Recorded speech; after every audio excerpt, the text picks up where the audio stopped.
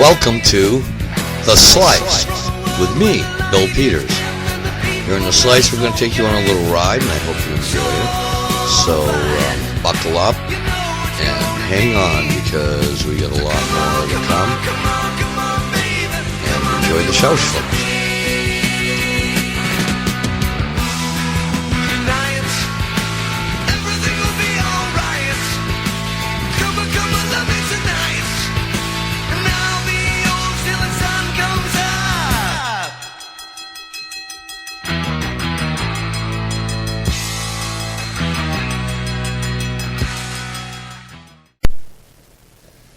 So today we're talking about coal in the ground where they find out-of-place artifacts.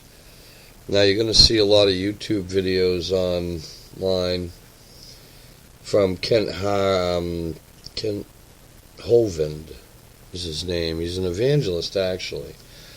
And I agree with a lot of what he says, but he's constantly trying to connect it back to the Bible and the timelines that they want you to go by, and it doesn't work. I'm not going to spend any time debunking his stuff at all, but a lot of it's good. I mean, just bear in mind he's doing it from a religious attitude, and he's missing a couple of points, and I'm not going to go into that today. So anyway, let's talk about energy. The energy in coal comes from an energy that was stored in giant plants that lived hundreds of millions of years ago in all the swamps and forests. Even before the dinosaurs, in a lot of cases. So when these giant plants and ferns died, they formed layers at the bottom of the swamps. Water and dirt began to pile up on top of the dead plant remains, making a soup. Now, coal is called a fossil fuel because it was formed from the remains of vegetation that grew as long ago as 400 million years ago. It is often referred to as buried sunshine because the plants which formed the coal captured energy from the sun through photosynthesis and all those compounds. Now you got to remember also that in coal there's also dinosaur remains, human remains, anything that was here before prehistoric means exactly what it says, before history. So anyway, most of our coal was formed about 300 million years ago. Much of the earth was covered by steamy swamps, and as the plants and trees died, their remains sank to the bottom and accumulated layer on layer. Now remember, this is also theory on their part. Eventually, this forms a soggy, dense material called peat. Now, I know you've heard of peat moss, but a little bit different. Over long periods of time, the surface of the earth, of course, changed, and seas and rivers caused deposits of sand, clay, and other mineral matter to accumulate, bearing this peat. Now, this includes meteor strikes, throwing dirt, it includes tsunamis, it includes all that stuff. Crustal displacement. Alright, so anyway, so all this changing of location of dirt and rock and stuff, so it buries this all up real deep. Sandstone and other sedimentary rocks are formed on top of this, and the pressure caused by their weight squeezes the water and moisture from the peat, increasingly deeper and deeper, and then the heat gradually changed the material to coal. Scientists have estimated that 3 to 7 feet of compacted plant matter was required to form 1 foot of coal, of bituminous coal. Now, coal formation is a continuing process. Some of our newest coal is only 1 million years old. Now, today, in areas such as the Great Dismal Swamp of North Carolina and Virginia, let's see, the Okefenokee Swamp of Georgia, the Everglades in Florida, this plant life decays and subsides and goes through the same process. So in millions of years from now, these same areas will be coal. So goes the theory. Now, most coals that are mined for energy are humic coals, which are derived from peat. Now, these coals are examples of organic sedimentary rocks and composed of substances, or what they call aggregates, called baccharals. Now, if you look at a picture of a lump of coal, you'll see stratification, which results from the organic matter being deposited layer on layer. Now, the formation of humic coals begins when the plant debris accumulates in a swamp where the stagnant water prevents oxidation. And that way also, it won't let the whole thing decompose. And sometimes that happens through floods, such as the Great Flood. So that coal is not quite as old as the rest of it. If it won't actually be coal yet, it would be peat at this point. Alright, so the formation in these swamps, they're called peat swamps, estimated that about 10% of the plant matter is converted to peat in these swamps, and it appears that, many coal deposits formed when peat deposits near the coasts got flooded by the sea and covered it with sand and mud. They say that because they see seashells and stuff on a lot of that stuff, especially with the limestone when it finally forms. So not much of the area that now is found in Europe and North America were located closer to the equator during the Devonian and Carboniferous periods, and the seawater was warm and allowed lime mud to accumulate on top of the peat. Now, they'd be above water, sometimes below water at other times throughout the years. And as a result, many coal deposits are composed of layers of coal separated by layers of sandstone. It's either sandstone, shale, or limestone. And the coal layers can range from a few centimeters to 50 feet wide or more. Now, although coal formation began in the Devonian, the great coal beds found in Australia, the eastern United States, and England were formed during the Carboniferous periods, and those of the western U.S. were formed during the Jurassic to the mid-Tertiary, which makes them a little younger.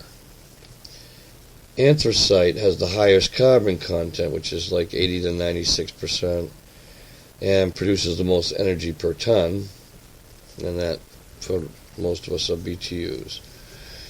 It burns real clean, and is sometimes they call it smokeless coal. And whereas other ranks of coal are classified as sedimentary rocks, anthracite is metamorphic, meaning it changes not just its shape, but its composition as well. Anthracite forms when coal deposits are exposed to abnormally high temperatures, often resulting from tectonic mountain building, such as when the Appalachians were made, or the any other mountain range. Now, anthracite is relatively a rare form of coal, found primarily in the U.S. and Pennsylvania, and they were formed during the Allegheny-Orogeny of the Carboniferous period, when the continents of North America and South America and Europe collided, forming the supercontinent Pangaea. Now, this collision formed the Appalachian Mountains, which at the time would reach an elevation of 15,000 to 23,000 feet. and obviously destroying huge amounts of living things during this, which means Pangea probably, there may have even been humans here when that happened. Okay, so when the Appalachians went up to 23,000 feet, they buried coal very, very deep, and it was quite a active time in our history. Now, subsequent glacial action eroded the Appalachians to the little highlands that they are today. It is estimated that nearly 95% of the anthracite formed in this region eroded away before man even began mining it.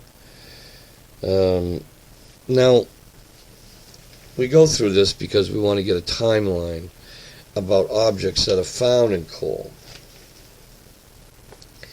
Okay, so if it takes 300 million years for anthracite to form, but yet anthracite is usually the layer that man-made objects seem to be found, and that's the oldest of the coal. Now, there is a growing list of man-made objects that are being made every day, pretty much. But even when we first started mining the coal, we were finding things. So, here's a little bit of what has been found. In Morrisonville, Illinois, in the Morrisonville, Illinois Times on June 11th, 1891, Mrs. S.W. Culp found a circular-shaped 8-carat gold chain 10 inches long embedded in a lump of coal after she broke it apart to put it in her scuttle. The chain was described as antique and of quaint workmanship. The story said that only part of the chain was revealed when she first broke open the coal, and the rest of the chain was buried in the coal. And the coal came out of one of the southern Illinois mines, which puts it in quite an old section. Another story in the Epic Times told of a Colorado rancher who in the 1800s broke open a lump of coal, dug from a vein 300 feet in the earth, and found a strange-looking iron thimble. The item was dubbed the thimble of Eve by the meteor of the day, and since its discovery, and due to mishandling by its owners, the iron corroded and disintegrated. So there's a loss there. In 1944, when he was only 10 years old, Newton Anderson dropped a lump of coal in the basement of his home in Upshur County of West Virginia, and the coal, which had been mined actually quite near his home, broke open and a brass bell fell out, with a long artistic handle with what was described as a demon-like figure at the end. This proved out to be a reptilian, of course. Still had an iron clapper on it. Might be notable to know that this bell was featured in a 1992 CBS documentary titled Ancient Secrets of the Bible. Now, the bell now belongs to a Genesis Park collection, which may be in New Hampshire. Now, within the Creation Evidence Museum at Glen Rose, Texas, there can be found a cast iron pot reportedly found in a lump of coal in 1912 by a worker feeding coal into a local electric power plant. When he split open the coal, he said the pot fell out, leaving its impression in the coal. And the coal had been mined in Wilburton, Oklahoma. The bell and pot are being used by Christians to prove the Genesis story of Tubal-Cain, who reportedly forged metals prior to the flood. So what they're saying is that coal is flood coal, and probably it's much older than the flood, at least the last flood anyway. A large ceramic spoon, or ladle, if you want to call it that, was found in the ashes of a coal stove by a woman in Pennsylvania in 1937. The item was sent to the Smithsonian for examination and remained buried in the volumes of artifacts stored there until its existence was made public in 1976. The Salzburg cube is another ancient puzzle found in an Austrian foundry in 1885. Like the others, this man broke open a block of coal and found a metal cube embedded inside. The mining engineer wrote off the item as a meteorite, but a more recent analysis shows that the object was a forged iron and obviously handcrafted. The item is not perfectly square. It's slightly rounded sides on two ends. Measures only 2.5 by 1 4/5 of an inch, and there's an incision that runs around it horizontally, suggesting it may have been a machine part. Now, workers in stone quarries have also found some objects, but I think that's a different show, really. They find screws and hammers and all kinds of stuff in rock. But you see, normal rock is a little different because it can be formed quickly as a sedimentary. Now, the things like the Austria cube and stuff like that, they can be a conundrum, but what we got to remember is that these things are extremely old, especially when you look at things like the 300 million year old coal anthracite. Yes, some coal can be made in as little as 10,000 years. Some have even said 800 years, but I don't believe that. I believe that some of the lower grade coal was definitely made during the last flood, but we don't use that for much. There's a lot of it. Now, fossils, as we learned in grade school, appear in rocks that were formed many thousands of years ago. Now, yet there are a number of fossils that just don't make any sense. Handprints and limestone in what is estimated to be 110 million years old, which puts it before the last ice age and actually with the dinosaurs. Now, here's something that I found extremely interesting, actually. They found a fossilized human hand in Bogota, Colombia, belonging in the Gutierrez collection. The rock which contains this fossilized hand is 100 to 130 million years old. Now, humans were not even around 65 million years ago, supposedly. Never mind people who could work metal. So then, how do we find an exclamation for a 65 million year old metallic cubes dug out of 65 million year old Cretaceous chalk in France? We got, in 1885, a block of coal was broken open. They found a metal cube. 1912, we had the iron pot. A nail was found embedded in sandstone block from the Mesozoic era. So, what we're discovering is that we're older than what we're told as far as the race.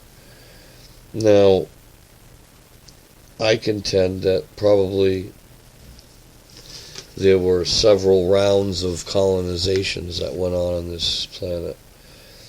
The early ones probably involved a lot of giants, or perhaps giants and reptilians evolved here. I still believe that reptilians evolved with the dinosaurs over that 500 million years.